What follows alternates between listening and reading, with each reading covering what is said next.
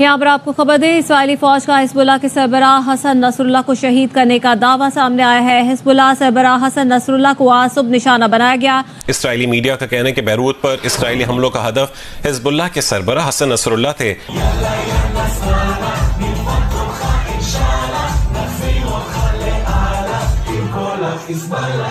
गया हिजबुल्लाह का दुल्हा जो जन्नत निकल गया, हिजबुल्लाह का दुल्हा जो जन्नत निकल गया। अभी खबर आई है बेरूट में एक बहुत ही जबरदस्त रेड हुई। As a matter of fact उसके वीडियोस देख के ही थोड़ा बंदा दिल दहल जाता है, क्योंकि the size of the explosion was absolutely fantastic. Huge explosion. और कत्ल भी ऐसे हैं कि अभी 2 दिन पहले उन्होंने एक कंटेनर भेजा है जिसमें जो मस्क शुदा लाशों से भरा हुआ था वो उन्होंने गजा भिजवाया है। और ये बात ज़हन में रखिएगा कि अभी हमारी मुआशी पोजीशन बेहतर नहीं है, लेकिन इसके बावजूद हम आलमी फोरम्स के ऊपर अगर इसराइल को कोई मुंह देता है वो मुल्क, उसका नाम इस्लामी जमहूरिया पाकिस्तान है। फिलिस्तीनी हमारे भाई हैं, हम फिलिस्तीनियों के लिए जिहाद।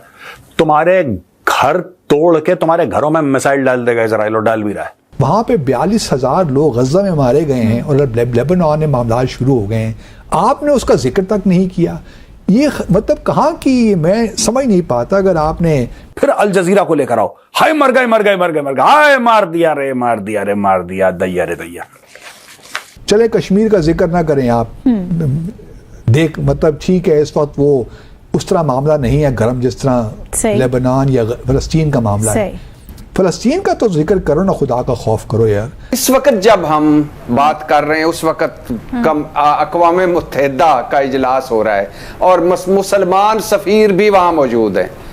क्या अक़वाम मुत्तहिदा के इजलास ने कर लेना है? अब कमांडर भी इतने सारे बना रखे, इजराइलियों को बहुत दिक्कत हो रही है। एक को वो कह रहा अच्छा कितने बचे 17, अच्छा ये गया, ये कितने बचे 15। नमस्कार दोस्तों, इजराइल ने क्लेम किया है कि उन्होंने हिजबुल्लाह के चीफ हसन नसरल्लाह को मार दिया है और ये खबर सुनाने के बाद पूरी मुस्लिम दुनिया सदमे में है, क्योंकि कल फ्राइडे के दिन इजराइल ने एक बहुत बड़ा अटैक किया था लेबनान की राजधानी बेरूत पर। जिस तरह की बॉम्बिंग की गई थी, जो वीडियो सामने आई थी, उसे देखने के बाद इट्स वेरी कंफर्म्ड कि इजराइल ने जो दावा किया है वो सही है।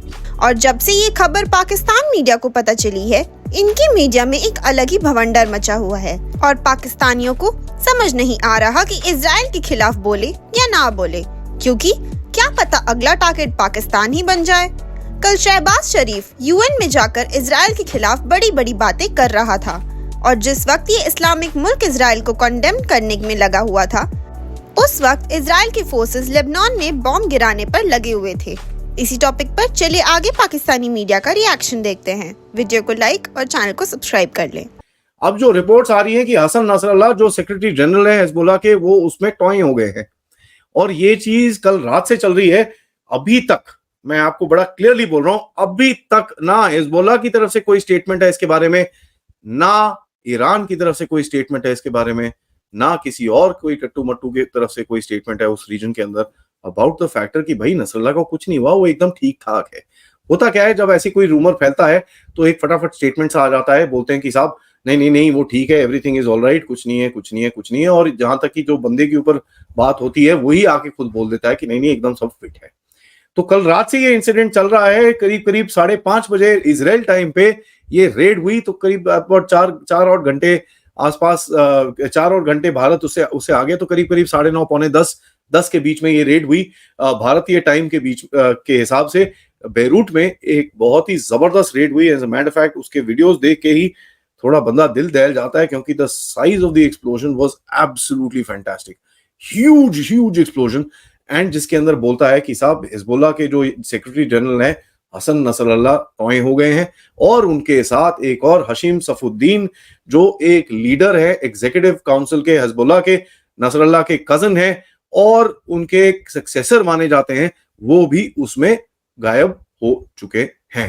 भट्टी साहब। मैडम शेख, गजा में हजारों बेगुनाह लोग कत्ल करने के बाद, और कत्ल भी ऐसे हैं कि अभी 2 दिन पहले उन्होंने एक कंटेनर भेजा है जिसमें जो मस्क शुदा लाशों से भरा हुआ था वो उन्होंने गजा भिजवाया है।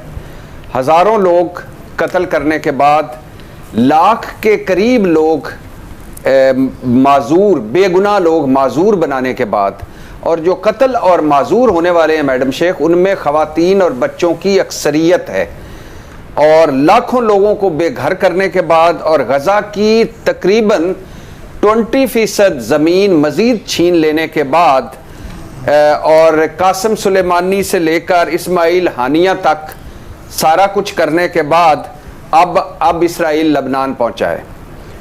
और इस अभी बात हो रही थी कि इस वक्त जब हम बात कर रहे हैं उस वक्त अक़वाम मुत्तहिदा का इजलास हो रहा है और मुसलमान सफ़ीर भी वहाँ मौजूद हैं। क्या अक़वाम मुत्तहिदा के इजलास ने कर लेना है, और अगर कुछ करने की एक हल्की फुल्की नीम बुज़दिलाना मरी हुई कोशिश करेगा तो वीटो हो जाएगा। और क्या मुसलमान सफ़ीरों की औकात और हैसियत है इस वक्त पूरी दुनिया में, और क्या वो कर सकते हैं बेचारे? कुछ भी नहीं कर सकते।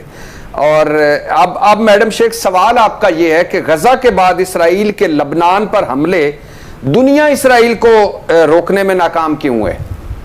पहली वजह अमेरिका इसराइल के साथ है, और अमरीकी, आपको पता होगा कि 7 अक्टूबर के बाद अमरीकी सदर भी आए थे इसराइल, अमरीकी वजीर खारजा कई बार आए, अमरीकी वजीर दिफा कई बार आए, अरबों डॉलर दिए उन्होंने और बेताशा असला दिया, और जब मौका आया अक़वाम मुत्तहिदा में वीटो किया।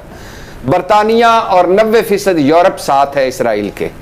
पर आपको याद होगा रशी सोनक जो वो उस जहाज में आए जिसमें इसराइल पहुंचे थे, जिस जहाज में असला था। और इसके अलावा दूसरी वजह है मैडम शेख के दुनिया गजा के साथ है वो या तो कुछ करने के काबिल नहीं है, या बस खाली डरी डरी मुजम्मतें और डरी डरी हमदर्दियां करने के काबिल है। जनाब शहबाज शरीफ साहब ने एक खिताब किया है अक़वाम मुत्तहिदा के अंदर, और कुश्तों के पुश्ते लगा दिए। ऐसा ही बोलना चाहिए पाकिस्तान के किसी भी वजीर आज़म को किसी भी इंटरनेशनल फोरम के ऊपर, और ऐसे ही गज वज के धड़क के बात करनी चाहिए जिस तरह आज शहबाज शरीफ साहब ने बात की है। ठीक है, और ये बात जहन में रखिएगा कि अभी हमारी मुआशी पोजीशन बेहतर नहीं है, लेकिन इसके बावजूद हम आलमी फोरम्स के ऊपर अगर इसराइल को कोई मुंह देता है वो मुल्क, उसका नाम इस्लामी जमहूरिया पाकिस्तान है।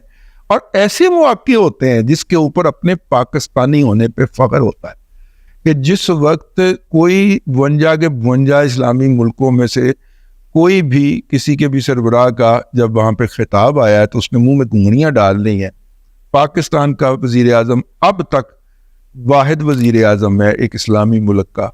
गैर इस्लामी मुल्क बात कर रहे हैं फ़लस्तीन की, लेकिन इस्लामी मुल्कों के अंदर पाकिस्तान के वज़ीर आज़म वाहिद वज़ीर आज़म है जिन्होंने अक़वाम मुत्तहिदा के फोरम के ऊपर धड़क के बात की है, गज वज के बात की है, और उन्होंने कहा है कि पायन ए कम नहीं हो सकता, जुल्म रहे और अमन भी हो, कैसे मुमकिन है तुम ही कहो।